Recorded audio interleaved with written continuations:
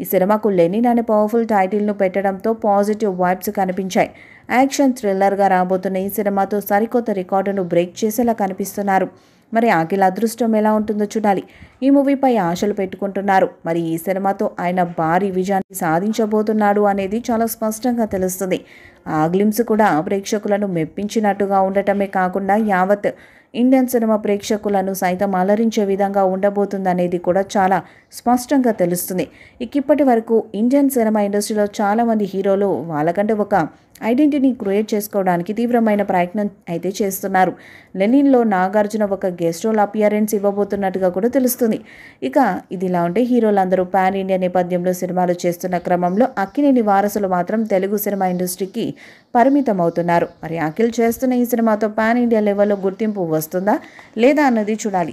ఈ వీడియోపై మీ అభిప్రాయాన్ని కామెంట్ బాక్స్లో తెలియజేయండి. వీడియో మీకు నచ్చితే లైక్ చేయండి, షేర్ చేయండి, కామెంట్ చేయండి. మరిన్ని అప్డేట్స్ కోసం మన ఛానల్ని సబ్స్క్రైబ్ చేయండి.